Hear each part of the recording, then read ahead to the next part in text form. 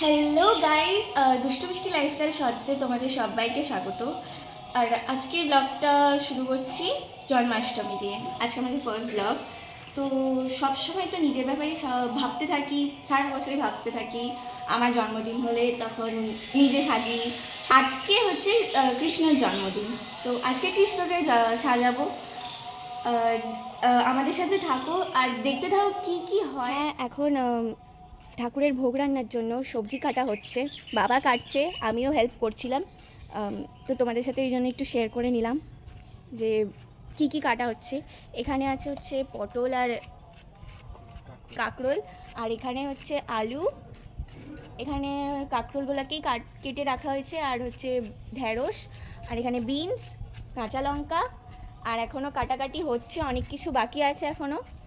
তো তোমাদের সাথে একেবারে দেখা হবে রান্নার সময়। হ্যালো, তো আমি আবার চলে এসেছি, এখন স্নান করে ফ্রেশ হয়ে আর রেডি হয়ে চলে এসেছি। এখন কি রান্না হচ্ছে দেখবো আমরা, চলো। এই দেখো আমাদের রান্নাঘর, মানে ঠাকুরের রান্নাঘর। আর বাবা মাস্ক পরে করছে, কারণ ঠাকুরের রান্না তো, তাই মানে থুতু যাতে না ছিটকায় তার জন্যই করছে। আর এই দেখো সব কিছু ছেটানো একদম, বাবা রান্না করতে মাস্টার একদম। আর বাবাই ভেবেছিল যে ঠাকুরের জন্য রান্না করবে, তাই এখন করছে বাবা। এই যে দেখো কি রান্না হচ্ছে, এখানে মনে হয় শাক ভাজা হচ্ছে, আর এখানে তেল গরম হচ্ছে। আর এখানে অনেক কিছু সবজি কাটা আছে, যেগুলো দেখিয়েছিলাম। টমেটো, কাঁকরোল, আলু আছে, এখানে আদা, লঙ্কা, আর হচ্ছে ধনেপাতা, আর এখানে হচ্ছে ফুলকপি, ঢেঁড়স, বিনসও নিচে আছে। আর এখন দেখাবো না, যখন রান্না তৈরি হয়ে যাবে তখন তোমাদের একেবারে দেখাবো। এখন আর রান্না বান্না কি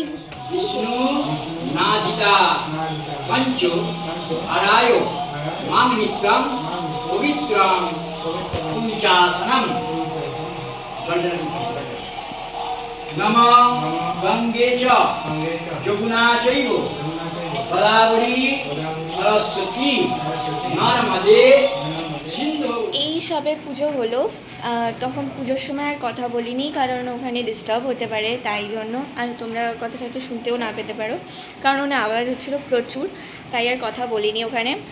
তো এখন এসে বলছি যে অনেক আয়োজন হয়েছে পুজো, মানে ঠাকুরের জন্মদিনের জন্য প্রচুর আয়োজন হয়েছে, সেগুলো দেখলেই নিশ্চয়ই।